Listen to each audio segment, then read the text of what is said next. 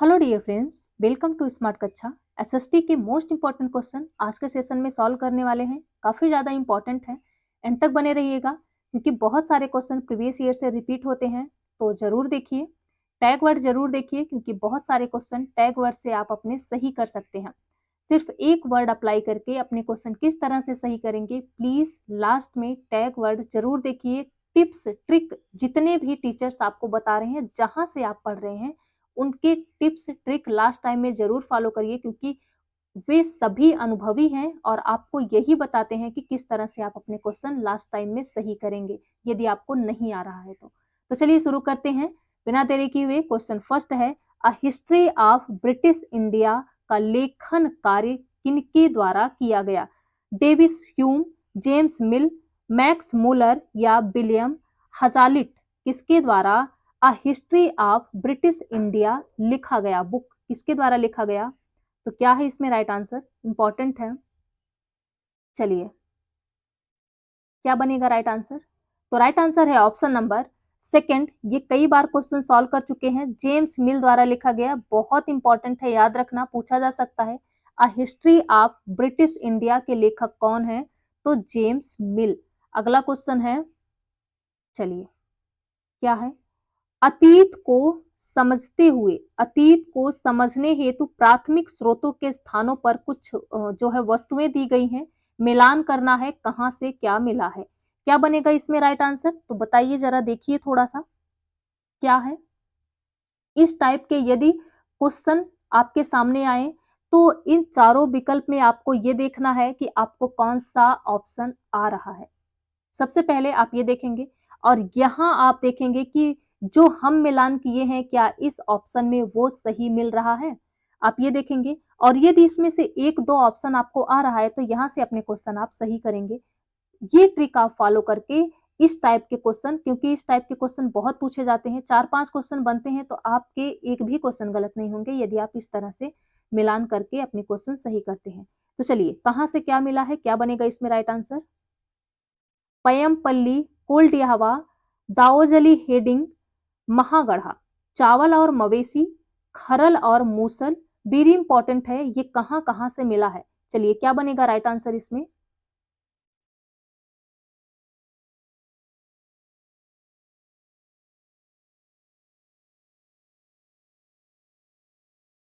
पय्यमपल्ली से क्या मिला है? क्या मिला है पय्यमपल्ली से? तो पय्यमपल्ली से क्या मिला है? पय्यमपल्ली से मिला है काला चना, ज्वार बाजरा, मवेशी, भेड़, सुअर के साक्ष्य मिले हैं। कहां से? पय्यमपल्ली से मिले हैं। और कोल्डियावा से, यानी कोल्डियावा से क्या मिला है? तो कोल्डियावा से, ये तो आप सबको पता होगा, चावल और जानवरों की हड्डियों के साक्ष्य कहां से मिले हैं? तो कहां से मिले हैं? कोल्डियावा से। और क्या है? दाओजली हेंडिंग। अब यहीं से आप अपने क्वेश्चन सही करेंगे। देखिए, फोर्थ वाला तो पहले कट गया क्योंकि जो है फर्स्ट का क्या है? थर्ड है, और फर्स्ट का थर्ड किस में है? थर्ड में है, तो ये दो ऑप्शन कट गए। अब इन्हीं दोनों ऑप्शन में से आपको देखना है आपका ऑप्शन कौन सही है। क्या है आपका ऑप्शन कौन सही है, इसमें देखना है। ऑप्शन फर्स्ट और ऑप्शन थर्ड में देखना है कौन से ऑप्शन आपके सही है। तो चलिए, कौन से ऑप्शन सही है? अब महागढ़ा से क्या मिला है, आप देख लीजिए। महागढ़ा से क्या मिला है? तो महागढ़ा से आप सबको पता ही होगा क्या मिला है? चावल और मवेशी। आपको यदि एक दो वर्ड इसमें से आ रहे हैं, एक दो शब्द के कहाँ से क्या है, तो आप मिलान कर सकते हैं। तो राइट आंसर क्या बनेगा इसमें? Option number first right answer है। ये थर्ड क्या है, इसमें सेकंड दिया है, तो ये जो है फर्स्ट है। दाओजली से क्या मिला है? दाओजली से मिला है खरल और मूसल। ये वेरी वेरी इंपॉर्टेंट, अलग से भी क्वेश्चन पूछा हुआ है, ये बहुत इंपॉर्टेंट है, इसे याद रखना। कहां से? दाओजली से क्या मिला है? तो खरल और मूसल, जेडाइट। अगला क्वेश्चन यहां से बनता है, चलिए। राजा का काम स्टेटमेंट बहुत इंपॉर्टेंट है, पूछा हुआ है ये भी। क्या है? राजा का काम सैनिकों के बिना नहीं चल सकता, और हिस्ट्री में इसको पढ़े भी हैं। चलिए, क्या है? सैनिक वेतन के बिना नहीं जी सकते। वेतन आता है किसानों से एकत्रित किए गए राजस्व से, मगर किसान भी राजस्व तभी चुका सकेंगे जब वे खुशहाल और प्रसन्न हो।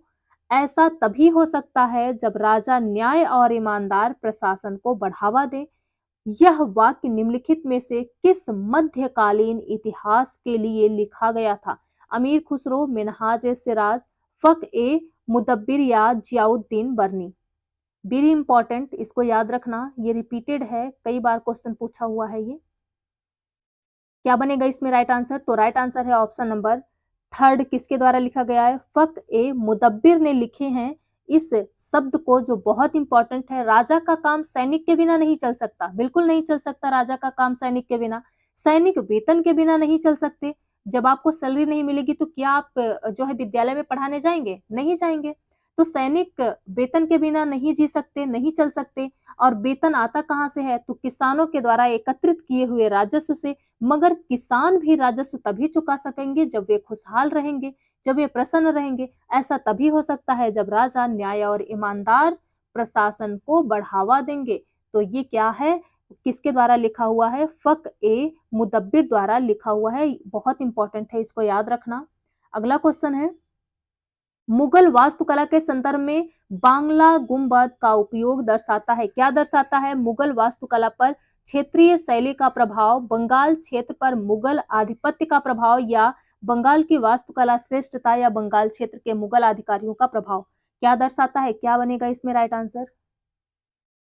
तो राइट आंसर है ऑप्शन नंबर फर्स्ट, मुगल वास्तुकला पर क्षेत्रीय शैली का प्रभाव है बांग्ला गुंबद। जो मुगल वास्तुकला है बांग्ला गुंबद, क्या है? मुगल वास्तुकला पर क्षेत्रीय शैली का प्रभाव दर्शाता है। याद रखना, इंपॉर्टेंट है। अगला क्वेश्चन है, 1651 में पहला अंग्रेजी कारखाना खोला गया। कहाँ? कोलकाता में, गोवा में, हुगली नदी के किनारे, साबरमती नदी के किनारे? वेरी इंपॉर्टेंट, कहाँ खोला गया? क्या बनेगा इसमें राइट आंसर? तो राइट आंसर है ऑप्शन नंबर थर्ड, हुगली नदी के किनारे खोला गया। अगला क्वेश्चन है, चलिए क्या है, स्थानीय स्कूलों में शिक्षा की प्रगति पर एड विलियम एडम की रिपोर्ट के बारे में निम्नलिखित कथनों पर विचार कीजिए। क्या है इसमें सही विकल्प? बंगाल और बिहार में 1 लाख से अधिक पाठशालाएं थी। ये पाठशालाएं धनी लोगों या स्थानीय समुदाय द्वारा स्थापित की गई थी। यहाँ छात्रों को अपनी शिक्षा के लिए केवल मामूली शुल्क देना पड़ता था। यह लचीली शिक्षा प्रणाली स्थानीय आवश्यकताओं के अनुकूल थी। क्या बनेगा इसमें राइट आंसर? चलिए, क्या सही है?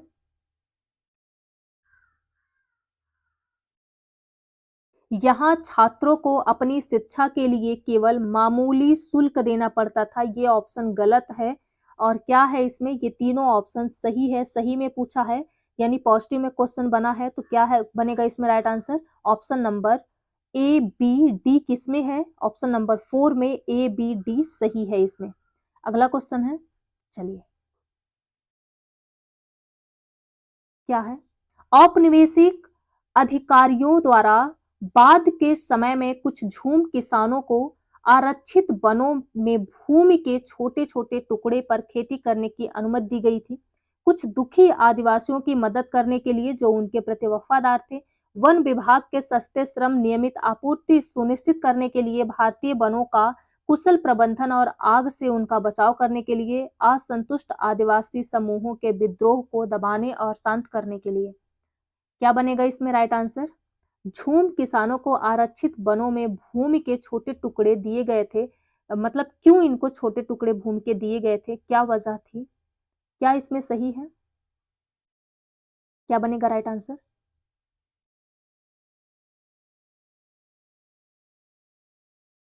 तो इसमें केवल बी सही है। क्या? केवल बी। वन विभाग को सस्ते श्रम, नियमित आपूर्ति सुनिश्चित करने के लिए इनको जो है छोटे यानी वनों के छोटे भूमि प्रदान किए गए थे। राइट आंसर है ऑप्शन नंबर थर्ड, केवल बी सही है। अगला क्वेश्चन है, ए और आर को पढ़िए, क्या सही है? अभिकथन ए है, झूम खेती घुमंतु खेती है। झूम खेती क्या है? घुमंतु खेती है। कारण आर है, इस तरह की खेती अधिकांशतः जंगलों के बड़े बड़े भूखंडों पर की जाती है। क्या है इसमें सही आंसर? क्या बनेगा राइट आंसर? चलिए, तो राइट आंसर है ऑप्शन नंबर थर्ड। क्या है? ए और ए सही है, परंतु आर क्या है? वो गलत है। ए सही है, आर गलत है। झूम खेती घुमंतु लोग करते हैं, बिल्कुल सही है। इस तरह की खेती अधिकांशतः जंगलों के बड़े-बड़े भूखंडों पर की जाती है, ये बात गलत है। राइट आंसर होगा ऑप्शन नंबर थर्ड, ए सही है परंतु आर गलत है। अगला क्वेश्चन है, भारत में सती प्रथा के संदर्भ में क्या सही है? क्या पूछा है जी?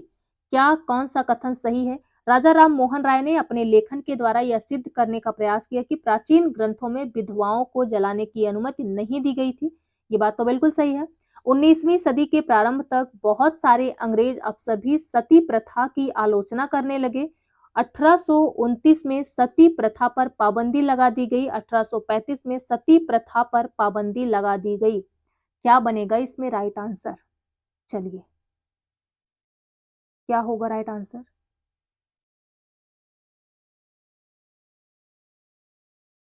क्या बनेगा राइट आंसर? तो राइट आंसर है ऑप्शन नंबर थर्ड डी। क्या है? 1835 में सती प्रथा पर पाबंदी लगाई गई थी, ये बात गलत है। 1829 में सती प्रथा पर पाबंदी लगाई गई थी। तीनों बातें इसमें सही हैं, तो राइट आंसर है केवल ए, बी और सी सही है।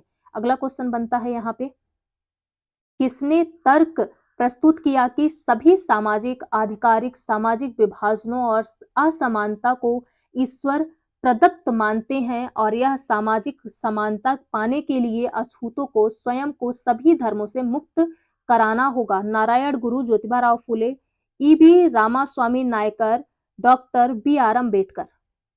क्या बनेगा इसमें राइट आंसर जी? चलिए, तो राइट आंसर है option number third, EV Ramaswamy Naicker. ये कई बार क्वेश्चन पूछा है, याद रखना। अगला क्वेश्चन है, रॉलेट एक्ट के संबंध में क्या उपयुक्त विकल्प है? रॉलेट एक्ट के मूल अधिकारों पर प्रतिबंध लगाया गया और पुलिस के अधिकारों को मजबूत किया गया। मोहम्मद अली जिन्ना इस एक्ट का समर्थन किए, जबकि महात्मा गांधी और अन्य इस एक्ट में संशोधन चाहते थे। सी क्या है? जबकि हिंदू और मुस्लिम दोनों ही रॉलेट एक्ट के विरुद्ध थे, जबकि रॉलेट एक्ट सत्याग्रह अंग्रेजों के विरुद्ध एक संपूर्ण भारतीय संघर्ष नहीं बन सका। कौन सी बात इसमें सही है रॉलेट एक्ट के बारे में? क्या सही है? तो राइट आंसर है केवल ऑप्शन नंबर ए सही है। रॉलेट एक्ट ने मूल अधिकारों पर प्रतिबंध लगाया और पुलिस के अधिकारों को मजबूत किया, तो केवल क्या है? ए सही है। राइट आंसर होगा ऑप्शन नंबर थर्ड, केवल सी सत्य है इसमें। चलिए आगे बढ़ते हैं। अगला क्वेश्चन है, क्या है? कौन सा बदलाव अंग्रेजों ने 1859 के आखिर तक देश पर दोबारा नियंत्रण पा लेने के बाद किया? ये पढ़े हैं ना? जो है क्या, 1857 की क्रांति जब पढ़ रहे थे उसे 3 पार्ट में पढ़े हैं और ये आपको बार-बार बताए थे कि यहाँ से क्वेश्चन बहुत बनते हैं, इसे बहुत बारीकी से पढ़ लीजिएगा। और उसमें ये चैप्टर भी था जिसमें हम पढ़े थे जब दोबारा से अधिकार प्राप्त कर लिए तो क्या किए थे। चलिए ऑप्शन पढ़ते हैं, क्या दिया है इसमें? देश के सभी शासकों पर देश के सभी शासकों को भरोसा दिला दिया कि भविष्य में कभी भी उनके भूक्षेत्र पर कब्जा नहीं किया जाएगा। हिंदुओं की जमीन और संपत्ति बड़े पैमाने पर जब्त की गई थी। भूस्वामियों और जमींदारों की रक्षा नहीं करने के लिए नीतियां बनाई गई। अंग्रेजों ने फैसला किया कि वे लोगों के धर्म और सामाजिक रीति रिवाजों की अनदेखी करेंगे। किस पर ये दोबारा जो है क्या किए? नियंत्रण पा लिए थे अपने देश पर। क्या बनेगा इसमें राइट आंसर? अंग्रेज। ये बड़े शातिर थे, बड़े ही चालाक थे, है ना? वैसे तो अपने हिंदुस्तान के लोग कुछ कम नहीं थे, बट कहते हैं ना कि प्यार से यदि जो है कुछ भी माँग लो, तो यहाँ हर कोई वही है, दे देता है ना? प्यार से तो ये लोग क्या करते थे कि कूटनीति अपनाते थे, उसी के द्वारा क्या करते थे, भारतीयों को जीत लेते थे और यही कहते थे कि भारतीय तो मूर्ख हैं, पागल हैं, इनसे ऐसे बात कर लो चिकनी-चुपड़ी तो ये लोग आ जाते हैं बातों में। ऐसा नहीं था, है ना? चलिए, कैसे पाए थे दोबारा नियंत्रण? तो यही था कि ये जो है भारतीयों को भरोसा दिला दिए थे, यानी जो है शासकों को, देश के शासकों को, भारतीयों को यहाँ के भरोसा दिला दिए क्या? कि भविष्य में कभी भी उनके भूक्षेत्र पर कब्जा नहीं करेंगे, जो उनका पुश्तैनी ज़मीन है उसे हम हड़पेंगे नहीं, ये भरोसा दिला दिए थे और दोबारा से अपना जो है वर्चस्व स्थापित कर लिए अंग्रेज। अगला क्वेश्चन है यहाँ पे, निम्नलिखित स्थानों में से किस स्थान से महात्मा गांधी स्थानीय आंदोलनों में हस्तक्षेप करने की शुरुआत की? अमृतसर, मुंबई, खेड़ा, दिल्ली। कहाँ से किए थे? तो राइट आंसर है ऑप्शन नंबर थर्ड, खेड़ा से। ये तो आप सबको पता ही होगा। अगला क्वेश्चन है, चलिए। भारतीय संविधान में वर्तमान विषयों की सूची क्या है? सही मिलान करना है। क्या है? राज्य सूची, संवर्ती सूची, समवर्ती सूची, शिक्षा, रक्षा, पुलिस। अब आप मुझे बताओ, एक वर्ड से क्या अपने ये क्वेश्चन सही नहीं कर सकते? बिल्कुल कर सकते हैं। कैसे कर सकते हैं? आप यहाँ देखिए, यहाँ पे आपको जो मिलान सही है, जो आपको समझ में आ रहा है, जो भी आपको आ रहा है, आप उसे देखिए। और यहाँ आप देखिए क्या जो है वो ऑप्शन जो आप सही किए हैं वो मिलेगा। आप मुझे बताओ, राज्य सूची के अंतर्गत क्या आता है? राज्य सूची, केवल राज्य सूची के अंतर्गत क्या आता है? जैसे आप ये हमेशा सुने होंगे, उत्तर प्रदेश पुलिस, अभी पेपर लीक हुआ, बिहार पुलिस, दिल्ली पुलिस, ऐसा सुने हैं ना? तो ये किसके अंतर्गत आता है? ये आता है किसके अंतर्गत? राज्य के अंतर्गत आता है। किसके अंतर्गत आता है? राज्य के अंतर्गत आता है। अब समवर्ती सूची, समवर्ती सूची किसके अंतर्गत आता है?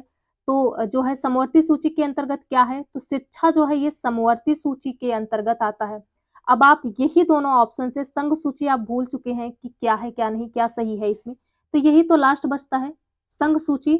बी का सेकंड होगा। तो इसमें क्या बनेगा राइट आंसर? तो राइट आंसर है ऑप्शन नंबर 4।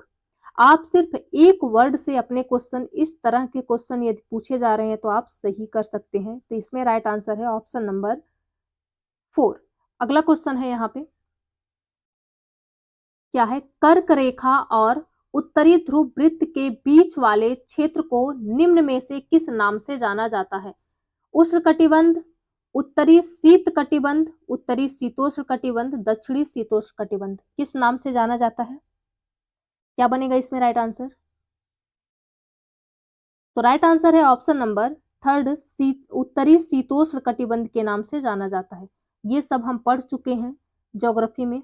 अगला क्वेश्चन है, माध्यमिक विद्यालय में एक शिक्षिका अपने विद्यार्थियों को ग्लोब पर किसी स्थान की अवस्थित को पहचानने की प्रक्रिया में संलग्न करवाना चाहती है। निम्न में से कौन सी जानकारी आवश्यक है? अक्षांश जिस पर उत्तर या दक्षिण लिखा हो, देशांतर जिस पर पूर्व या पश्चिम लिखा हो, विषुवत वृत्त से दूरी।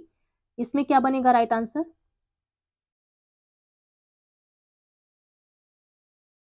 क्या है राइट आंसर?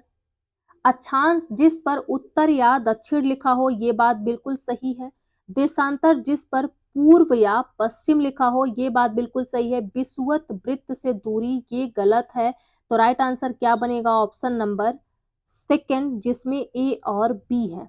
क्या है? ए और बी सही है। किसके बारे में जानकारी करवा रही हैं ये? तो ग्लोब पर किसी स्थान की अवस्थिति के बारे में पहचानने के लिए अक्षांश और देशांतर की जानकारी होना जरूरी है। इंपॉर्टेंट है, याद रखना। अगला क्वेश्चन, निम्नलिखित कथन ए और आर को पढ़िए। क्या है? दक्षिण ध्रुव वृत्त और दक्षिणी ध्रुव के बीच के क्षेत्र में बहुत ठंड होती है। सूर्य की किरणें हमेशा तिरछी होती है और कम उष्मा देती हैं। क्या बनेगा इसमें राइट आंसर? तो दोनों बातें इसमें सही है। राइट आंसर है ऑप्शन नंबर फर्स्ट, दोनों बातें सही हैं। आर ए की सही व्याख्या भी करता है। अगला क्वेश्चन है, निम्नलिखित कारणों में से किस कारण चाप झील बनती है? अपरदन, निक्षेपण, विसर्पण। किसके द्वारा चाप झील बनती है? इसको कई बार हम पढ़ चुके हैं, क्वेश्चन में भी सॉल्व कर चुके हैं। किसके द्वारा बनती है? तो जी बिल्कुल, इसमें तीनों ऑप्शन सही हैं। राइट आंसर होगा ऑप्शन नंबर 4। किसके द्वारा? अपरदन के द्वारा, निक्षेपण के द्वारा और विसर्प के द्वारा क्या बनता है? चाप झील बनता है। चलिए आगे बढ़ते हैं। क्या है अगला क्वेश्चन? अगला क्वेश्चन है, निम्न में से कौन सा परपटी से क्रूड तक मुख्य खनिज की उपलब्धता का सही क्रम है? सीमे, सीएल, निफे, सीएल, सीमे, निफे, सीमे, निफे, सीएल, सीएल, निफे, सीमे। भूपर्पट्टी के क्रोड तक मुख्य खनिज की उपलब्धता, सही क्रम क्या है? क्या है इसमें राइट आंसर?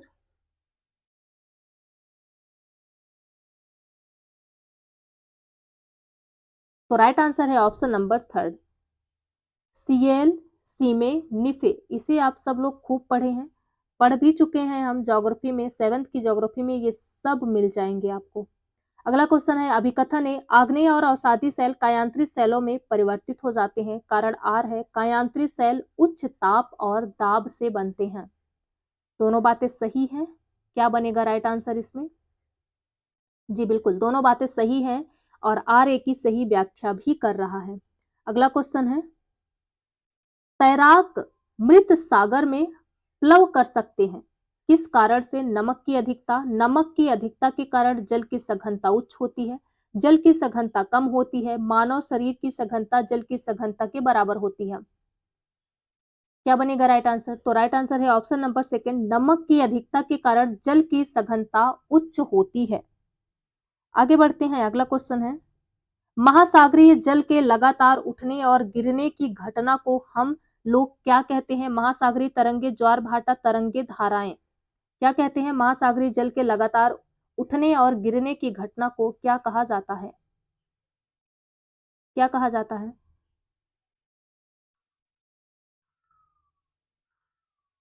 राइट आंसर होगा ऑप्शन नंबर थर्ड, तरंगे कहते हैं। क्या है? लगातार, लगातार बात किया है, याद रखना। लगातार उठने और गिरने की घटना को क्या कहते हैं? तरंग कहते हैं।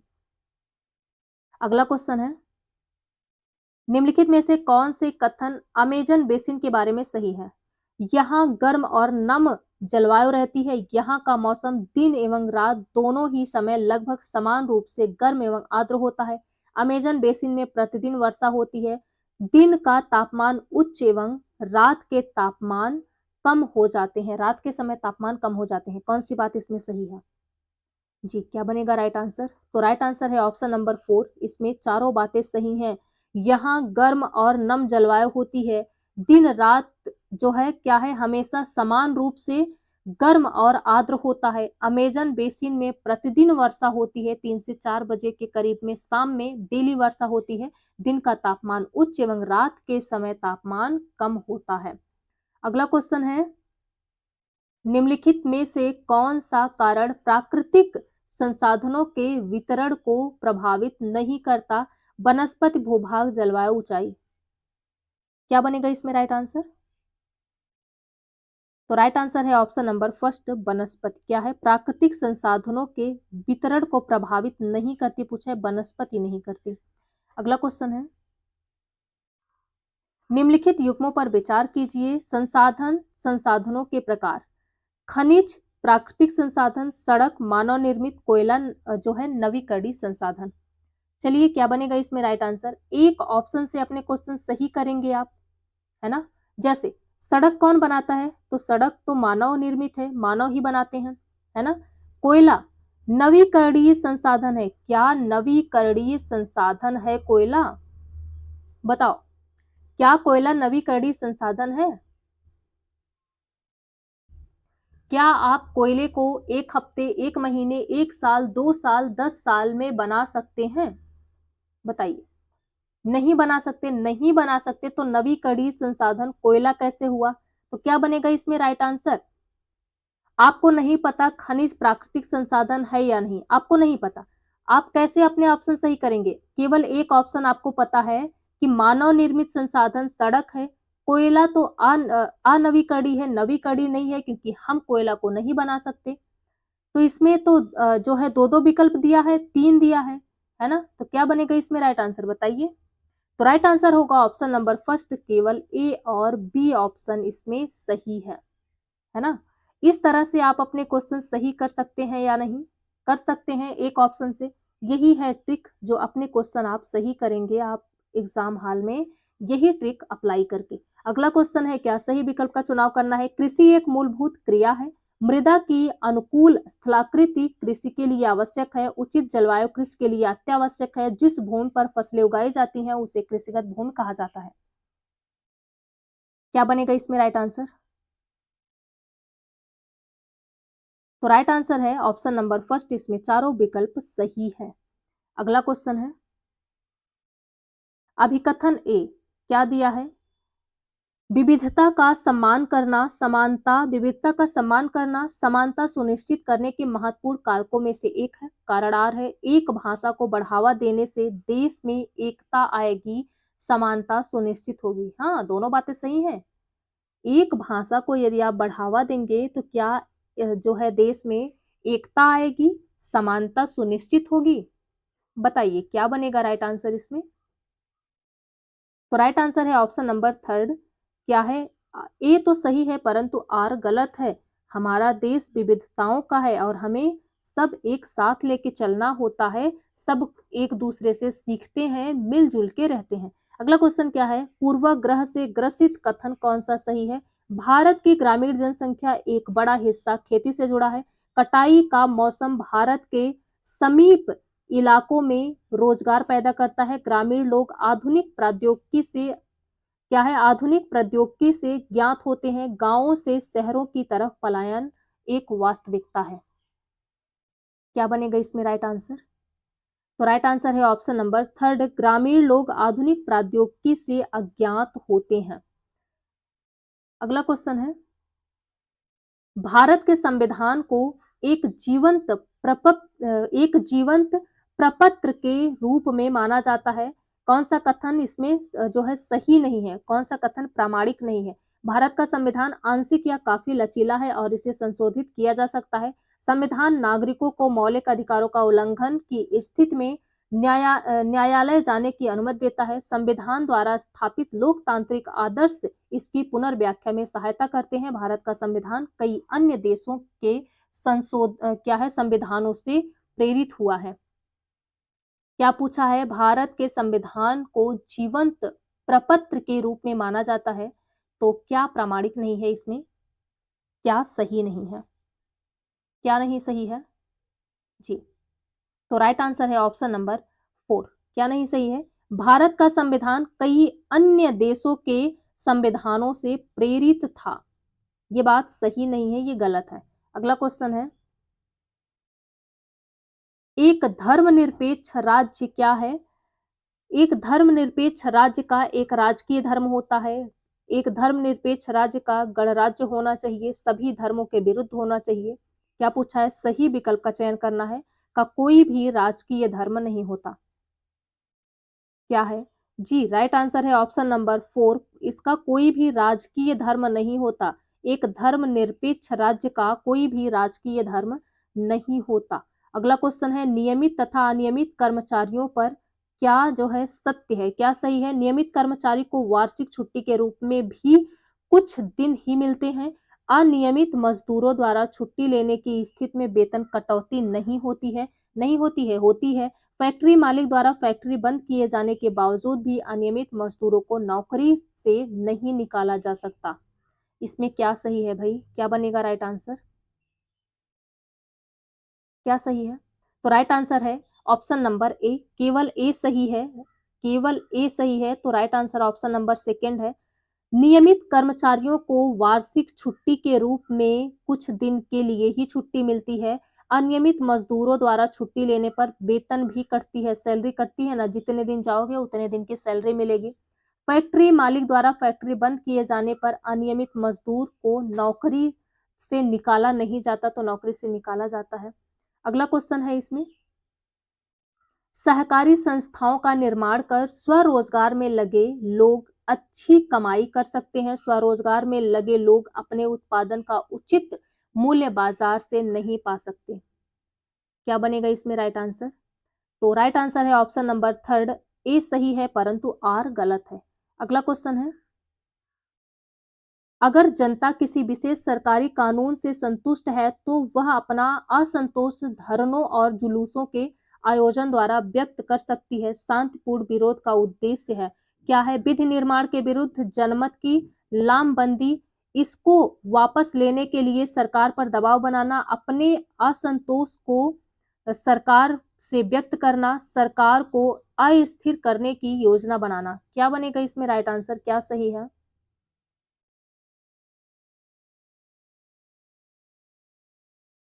क्या सही है? सरकार को अस्थिर करने की योजना बनाना। अरे योजना बनाएंगे हैं सरकार को अस्थिर करने की? तो यही ऑप्शन क्या है इसमें? गलत है और ये तीनों सही है, तो राइट आंसर होगा option number first A, B और सी। चलिए आगे बढ़ते हैं, अगला क्वेश्चन है, क्या है? सरकार द्वारा बनाए गए विभिन्न प्रावधान कौन से हैं? यह सुनिश्चित करते हैं कि महिलाएं घर के बाहर काम कर सकें, यानी महिलाएं भी घर के बाहर काम कर सकें। तो क्या दिया है इसमें ऑप्शन? सरकार ने यह अनिवार्य किया कि जिस संस्था में महिला कर्मचारियों की संख्या 30 से अधिक है, उसे वैधानिक रूप से बालवाड़ी जो है की सुविधा देनी चाहिए। महिलाओं के लिए अधिक रोजगार के अवसर उत्पन्न करने के द्वारा कई गांवों में सरकार द्वारा विभिन्न आंगनबाड़ियों और बालवाड़ियों खोलने के द्वारा, यह मानने के द्वारा कि उनके घरेलू काम को महत्व दिया जा रहा है, सरकारी आंकड़ों में गणना की जा रही है। सरकार द्वारा बनाए गए विभिन्न प्रावधान कौन से हैं जो महिलाएं घर के बाहर भी काम कर सकती हैं? चलिए क्या बनेगा इसमें राइट आंसर?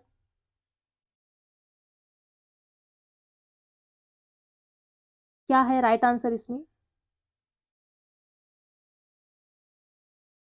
तो राइट आंसर है ऑप्शन नंबर ए और सी सही है। इसमें सरकार ने यह अनिवार्य किया है कि जिस संस्था में महिला कर्मचारियों की संख्या 30 से अधिक है, उसे वैधानिक रूप से बालवाड़ी की सुविधा देनी चाहिए। और सी क्या कहता है? कई गांवों में सरकार द्वारा विभिन्न आंगनवाड़ियों और बालवाड़ियों खोलने के द्वारा, दोनों बातें इसमें सही है, तो राइट आंसर है ऑप्शन नंबर थर्ड, केवल ए और सी सही है। अगला क्वेश्चन है, घरेलू हिंसा से महिलाओं की, ये कई बार क्वेश्चन पूछा हुआ है, संरक्षण अधिनियम 2005 किन्हें शामिल करने के लिए घरेलू शब्द का विस्तार करता है? साझा घर में रहने वाली या साथ रहने वाली महिलाओं को, पत्नी जो साझी गृहस्थी में साथ रहती है, महिलाएं जो पुरुष सदस्यों की हिंसा का शिकार हुई और उत्तरजीवित हैं, जिन महिलाओं को अपने जीवन के लिए खतरा है। ये जो अधिनियम आया है महिलाओं के संरक्षण के लिए 2005, ये किस लिए आया है? क्या बनेगा इसमें राइट आंसर?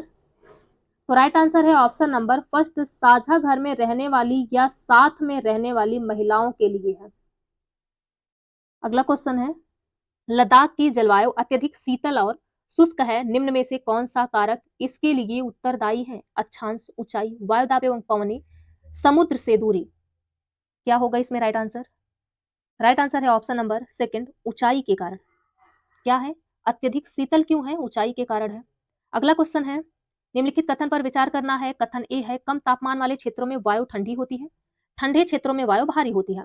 ए और आर दोनों सही है। ए जो है, आर जो है वो सही व्याख्या करता है, दोनों बातें सही है, व्याख्या नहीं करता, दोनों बातें। ए सही है, आर गलत है, दोनों बातें यहाँ पे गलत है। कम तापमान वाले क्षेत्रों में ठंडी वायु चलती है, ठंडे क्षेत्रों में क्या है? वायु भारी होती है, ठंडे क्षेत्रों में वायु भारी होती है, कम तापमान वाले क्षेत्रों में वायु ठंडी होती है। सही है। क्या सही है इसमें? क्या बनेगा राइट आंसर? राइट आंसर है ऑप्शन नंबर फर्स्ट, दोनों बातें सही हैं और व्याख्या भी कर रहा है। कम तापमान वाले क्षेत्रों में ठंडी वायु चलती है, वायु जो है वो ठंडी होती है जो चलती है, क्योंकि तापमान यहाँ पे कम है। ठंडे क्षेत्रों में वायु भारी होती है। कैसी होती है? वायु भारी होती है, तभी तो ठंडे क्षेत्रों में आप जाएंगे आपको ऑक्सीजन की कमी होगी। जैसे लद्दाख वगैरह क्षेत्र में जाएंगे, क्लास 5th की एनसीईआरटी आप पढ़ेंगे, उसमें ये दिया हुआ है। आगे बढ़ते हैं, अगला क्वेश्चन है, निम्नलिखित में से कौन सा जनसंपर्क माध्यम का उदाहरण नहीं है? समाचार पत्र, रेडियो, सेल्युलर फोन, टेलीविजन। जनसंपर्क का माध्यम उदाहरण नहीं है। क्या नहीं है? रेडियो नहीं है। चलिए आगे बढ़ते हैं, भूमध्य सागरीय प्रकार की वनस्पति कहाँ नहीं पाई जाती? यूरोप, अफ्रीका एवं एशिया के भूमध्य सागर के समीप वाले प्रदेशों में, संयुक्त राज्य अमेरिका के कैलिफोर्निया, दक्षिण पश्चिम अफ्रीका, दक्षिण पूर्वी अफ्रीका। भूमध्य सागरीय प्रकार की वनस्पति कहाँ नहीं पाई जाती है पूछा जा रहा है। नहीं वाले क्वेश्चन बहुत ध्यान देने हैं, क्योंकि ये क्वेश्चन बहुत गलत भी होते हैं। क्या बनेगा राइट आंसर? तो राइट आंसर है ऑप्शन नंबर 4, दक्षिण पूर्वी अफ्रीका में भूमध्य सागरीय वनस्पति नहीं पाए जाते। अगला क्वेश्चन है, निम्न संसाधनों पर विचार कीजिए, विचार करिए। अभ्रक, वन, प्राकृतिक गैस, मृदा, जल। क्या है? प्राकृतिक संसाधन नवीकरणीय संसाधन के उदाहरण है। क्या प्राकृतिक संसाधन? ये सभी प्राकृतिक संसाधन है, तो नवीकरणीय संसाधन के उदाहरण क्या है? क्या होगा राइट आंसर इसमें? क्या है नवीकरणीय उदाहरण के संसाधन? कौन कौन से हैं? वन है, आप एक एक पेड़ काटते हो तो दूसरा लगाते हो ना, लगाते नहीं हो, छोड़ देते हो, लगाना चाहिए सभी को। वन है जो हम दोबारा से यानी नवीकरणीय संसाधन है, दोबारा से हम उसे खत्म हो जाएगा तो हम दोबारा से उसे उगा सकते हैं। प्राकृतिक गैस क्या है? क्या ये खत्म हो जाएगा तो हमें दोबारा से मिलेगा? नहीं, खत्म हो जाएगा तो दोबारा से नहीं मिलेगा। मृदा, मृदा क्या है? ये भी है, मृदा जो है ये क्या है? नवीकरणीय संसाधन है और जल भी नवीकरणीय संसाधन है, तो राइट आंसर बनेगा क्या? बी, डी और ई। बी, डी, ई किसमें है? थर्ड में, बी, डी, ई। चलिए आगे बढ़ते हैं, अगला क्वेश्चन है, क्या है? मृदा के विचरण गठन में कौन से कारक मुख्य भूमिका निभाते हैं? कौन से कारक मुख्य भूमिका निभाते हैं? चट्टान, स्थलाकृति, जलवायु संबंधी कारक, समय। विकल्प में आंसर देने हैं। केवल ए सही है, केवल बी और सी सही है, केवल डी सही है, या ए और सी सही है? क्या होगा इसमें राइट आंसर? मृदा के विचरण गठन में कौन से कारक मुख्य भूमिका निभाते हैं? कौन से कारक मुख्य भूमिका निभाते हैं? तो राइट आंसर बनेगा ऑप्शन नंबर 4, केवल ए और सी सही है, मृदा के चट्टान, और सी क्या है? जलवायु संबंधी कारक मृदा के विचरण में, मृदा के गठन में मुख्य भूमिका निभाते हैं। आगे बढ़ते हैं, अगला क्वेश्चन है, कर्ज का जाल ग्रामीण इलाके में मुख्यतः डॉट डॉट के बीच एक शोषणकारी संबंध को दर्शाता है। साहूकार और छोटे किसान और खेतीहर मजदूर, भूमिहीन खेतीहर संबंधी मजदूर, और ग्रामीण सहकारिता और साहूकार। क्या बनेगा इसमें राइट आंसर? तो राइट आंसर है ऑप्शन नंबर फर्स्ट, साहूकार और छोटे किसान। कर्ज का जाल ग्रामीण इलाकों में किसके ऊपर होता है? जो छोटे लोग होते हैं यानी साहूकार और छोटे किसानों के बीच जो है ये जो बड़े खेतीहर होते हैं ये शोषण करते हैं। अगला क्वेश्चन है, निम्नलिखित कथन ए और आर को पढ़ लीजिए। कथन ए है, लोकतंत्र में स्वतंत्र संचार माध्यम मीडिया महत्वपूर्ण है। कारण आर है, संचार माध्यम मीडिया से प्राप्त सूचना विश्वसनीय होनी चाहिए, ना कि पक्षपातपूर्ण। कौन सी बात इसमें सही है? दोनों बातें सही है या फिर एक सही है एक गलत है? क्या सही है इसमें? तो राइट आंसर है ऑप्शन नंबर फर्स्ट, दोनों बातें सही हैं और आर ए की सही व्याख्या भी कर रहा है। आगे बढ़ते हैं, अगला क्वेश्चन है, क्या भारत में सरकार काम करती है?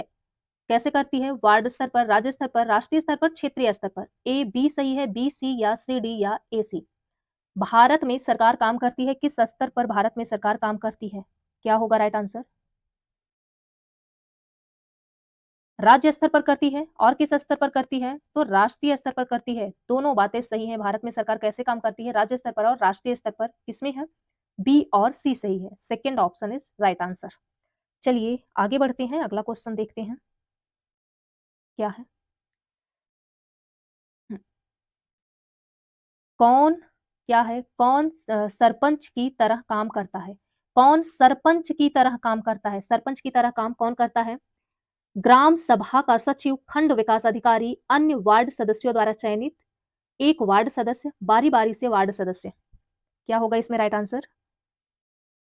तो राइट आंसर है ऑप्शन नंबर थर्ड, अन्य वार्ड सदस्यों द्वारा चयनित एक वार्ड सदस्य। सरपंच का काम कौन करते हैं? जो एक वार्ड द्वारा चुना जाते हैं, जैसे वार्ड बटे होते हैं एक समूह में, एक वार्ड के रूप में विभाजित होते हैं, तो अन्य वार्ड सदस्यों द्वारा जिसको हम चुनते हैं एक वार्ड सदस्य के रूप में, वही सरपंच का काम करते हैं। सेकेंड, हाँ सेकेंड चैप्टर में हम लोग थर्ड या पंचायत में पढ़े, थर्ड चैप्टर में पढ़े हैं। सो पॉलिटी में, क्लास 6 की पॉलिटी में थर्ड चैप्टर में ये हम पढ़े हुए हैं, आप लोग देख लीजिएगा। आगे बढ़ते हैं, अगला क्वेश्चन है, लेबर चौक किसे कहते हैं? लेबर चौक किसे कहते हैं? ऐसी जगह जहां बेगारी की प्रथा प्रचलित हो, ऐसी जगह जहां मजदूरों की बिक्री होती हो, ऐसी जगह जहां दिहाड़ी मजदूर काम की तलाश में इकट्ठा होते हो, ऐसी जगह जहां मजदूरों को रेन बसेरा दिया जाता हो। लेबर चौक किसे कहते हैं? क्या बनेगा right answer? Very important question. Right answer है ऑप्शन नंबर थर्ड, ऐसी जगह जहां दिहाड़ी मजदूर काम की तलाश में क्या करते हैं? इकट्ठा होते हैं, उसे क्या कहते हैं? लेबर चौक कहते हैं। आप जाके वहां से जो है जिस काम की आपको जरूरत होती है, आप जाके वहां से लिवा के आते हो, अपना काम करवाते हो, और एक दिन का काम जो करते हैं उनको आप पैसे देते हो। ये है क्या? एक जगह जहां दिहाड़ी मजदूर काम करते हैं, इकट्ठा होते हैं, उसे लेबर चौक कहते हैं। आगे बढ़ते हैं, अगला क्वेश्चन है, निम्नलिखित कथनों को पढ़ें, सही विकल्प का चुनाव करना है। बुनकरों की सहकारी संस्था व्यापारियों के ऊपर निर्भरता कम करने का एक साधन है और व्यापारियों की आमदनी बढ़ाने का जरिया है। बुनकरों की सहकारी संस्था व्यापारियों के ऊपर निर्भरता कम करने का एक साधन है और व्यापारियों की आमदनी बढ़ाने का जरिया है। क्या होगा इसमें राइट आंसर? तो राइट आंसर है ऑप्शन नंबर फर्स्ट, केवल ए सही है। बुनकरों की सहकारी संस्था व्यापारियों के ऊपर निर्भरता कम करने का क्या है? एक साधन है, ये बात तो ठीक है, और व्यापारियों की आमदनी बढ़ाने का जरिया है। कैसे आमदनी बढ़ाने का जरिया? ये बात गलत है, सही है ऑप्शन नंबर ए। अगला क्वेश्चन है, अभिकथन ए, किसी भी देश को पूरी तरह से लोकतांत्रिक नहीं कहा जा सकता। कारण आर कहता है व्यक्ति और समुदाय सदैव लोकतंत्र को नए अर्थ देने का प्रयास करते हैं। कौन सी बात इसमें सही है? तो राइट आंसर होगा ऑप्शन नंबर फर्स्ट, दोनों बातें सही हैं, आर ए की सही व्याख्या भी करता है। कोई भी देश पूरी तरह से लोकतांत्रिक नहीं कहा जा सकता, क्योंकि व्यक्ति और समुदाय सदैव लोकतंत्र को नए अर्थ देने का क्या करते हैं? प्रयास करते हैं। दोनों बातें सही हैं। जेंडर असमानता का समाधान डॉट डॉट के स्तर पर करने की जरूरत है। किस स्तर पर? केवल परिवार, परिवार, समाज और सरकार, केवल सरकार, परिवार और समाज। क्या होगा इसमें राइट आंसर? जेंडर असमानता का समाधान किसके स्तर पर करने की जरूरत है? तो इसमें राइट आंसर है ऑप्शन नंबर सेकंड, परिवार, समाज और सरकार के ऊपर। सब में है ये, परिवार में भी है, सबसे ज्यादा तो परिवार में है। परिवार की बात करें, परिवार तो कभी सोच भी सकते हैं नहीं, जैसे बेटा है वैसे बेटी है, बट समाज कभी इसको एक्सेप्ट नहीं करता। समाज नहीं करता, सबसे गंदा समाज है। तो ये क्या है कि जेंडर की असमानता के रूप में यदि हम देखें, तो ये तीनों में लेके आना है, सिर्फ परिवार में ही नहीं, सिर्फ समाज में ही नहीं, सिर्फ सरकार में ही नहीं, मतलब सब में जेंडर असमानता यानी समाधान का कारण बन सकता है। शुरुआत हम अपने घर से करेंगे, है ना? तो परिवार, समाज और सरकार तीनों है। आगे बढ़ते हैं, अगला क्वेश्चन है, निम्नलिखित में से कौन सा मौलिक अधिकार नहीं है? धार्मिक स्वतंत्रता का अधिकार, संवैधानिक उपचार का अधिकार, संपत्ति का अधिकार, प्रारंभिक शिक्षा ग्रहण करना। क्या है? मौलिक अधिकार नहीं है। क्या नहीं है मौलिक अधिकार? राइट आंसर है ऑप्शन नंबर थर्ड, संपत्ति का अधिकार। मौलिक अधिकार था बट हटा दिया गया, मौलिक अधिकार नहीं है संपत्ति का अधिकार। आगे बढ़ते हैं, अगला क्वेश्चन है, स्कूल में मध्याह्न भोजन की योजना का प्रावधान निम्नलिखित में से भारतीय नागरिकों को प्राप्त किस मौलिक अधिकार का विस्तार है? समानता का अधिकार, जीवन का अधिकार, शोषण के विरुद्ध अधिकार, धार्मिक स्वतंत्रता का अधिकार। क्या बनेगा इसमें राइट आंसर? राइट आंसर है ऑप्शन नंबर सेकंड, जीवन का अधिकार। क्या है? जीवन का अधिकार। 2006 में लागू हुआ वन अधिकार अधिनियम एक ऐसा कानून है जो अधिकारों को सुनिश्चित करता है। वनवासी, अनुसूचित जनजाति, पेपर मिल मालिक, जानवर अधिकार कार्यकर्ता। जानवर अधिकार कार्यकर्ता को में आंसर देने हैं। ए और डी सही है, केवल ए सही है, ए और बी सही है, केवल डी सही है। क्या होगा इसमें राइट आंसर? तो राइट आंसर है ऑप्शन नंबर थर्ड, ए और बी सही है, वनवासी के लिए और अनुसूचित जनजाति के लिए। वनवासी के लिए और अनुसूचित जनजाति के लिए क्या है? 2006 में लागू हुआ वन अधिकार अधिनियम ऐसा कानून था जो इनके अधिकारों को सुनिश्चित करता है कि जो 25 साल से वन में रह रहे हैं और यहाँ पे यानी खेती बाड़ी कर रहे हैं 25 साल से, उनको यहाँ से हटाया नहीं जाएगा। किसके लिए है? वनवासी के लिए, अनुसूचित जनजाति के लिए। आगे बढ़ते हैं, अगला क्वेश्चन है, हाँ, निम्नलिखित में से किस स्थित को निम्नलिखित में से किस स्थित को अनुभव करने के कारण हस्याकरण प्रायः संबंधित होता है? अभाव, वंचन, भेदभाव, समानता, गर्व। क्या बनेगा इसमें राइट आंसर? हस्याकरण प्रायः संबंधित होता है, किससे संबंधित होता है? क्या होगा राइट आंसर? तो राइट आंसर है ऑप्शन नंबर फर्स्ट, ए और बी, अभाव, वंचन और भेदभाव। ये जो है दोनों प्रभावित होते हैं। जो क्या है ये देखते हैं हम, भेदभाव तो बहुत है, भेदभाव है। भेदभाव करते क्यों है? क्योंकि इनके पास पैसे नहीं है, इनके पास खाने के लिए रोटी नहीं है, तो हम इनसे बात क्यों करें, ये तो गरीब है ना? तो अभाव के कारण भेदभाव करते हैं, ये दोनों बातें सही हैं। आगे बढ़ते हैं, अगला क्वेश्चन है, सामाजिक विज्ञान में एक विषय के रूप में माध्यमिक स्तर पर डॉट डॉट सम्मिलित नहीं है? मनोविज्ञान, भूगोल, इतिहास, राजनीतिक विज्ञान। सामाजिक विज्ञान में एक विषय के रूप में माध्यमिक स्तर पर क्या सम्मिलित नहीं है? क्या नहीं सम्मिलित है? तो राइट आंसर है ऑप्शन नंबर फर्स्ट, मनोविज्ञान नहीं सम्मिलित है। आगे बढ़ते हैं, अगला क्वेश्चन है, ऐतिहासिक अध्ययन के विकास में मदद करते हैं आध्यात्मिक पक्ष के स्तर, ज्ञानात्मक पक्ष के स्तर, मनोक्रियात्मक पक्ष के स्तर, आर्थिक पक्ष के स्तर। ऐतिहासिक अध्ययन डॉट डॉट के विकास में मदद करते हैं, किसके विकास में मदद करते हैं? किसके विकास में मदद करते हैं? क्या होगा राइट आंसर? तो राइट आंसर है ऑप्शन नंबर सेकंड, ज्ञानात्मक पक्ष के स्तर। किसके? ज्ञानात्मक पक्ष के स्तर। आगे बढ़ते हैं, अगला क्वेश्चन है क्या, भूगोल की कक्षा में शिक्षक विशेषित क्षेत्रों को ढूंढने के लिए विद्यार्थियों को निम्नलिखित में से संलिप्त करने के द्वारा उनकी सहायता कर सकता है? कुछ विशिष्ट विशेषताओं को पहचानने और रिकॉर्ड करने, मानचित्र का अध्ययन करने, मानचित्र पर सूचना ढूंढने, विशेष विश्वकोश का उपयोग करने। क्या है? विश्वकोश का उपयोग करने। भूगोल की कक्षा में शिक्षक विशेषित क्षेत्रों को ढूंढने के लिए विद्यार्थियों को निम्नलिखित में से संलिप्त करने के द्वारा उनकी सहायता कर सकता है। कैसे उनकी सहायता कर सकता है? किसके द्वारा? क्या बनेगा इसमें राइट आंसर?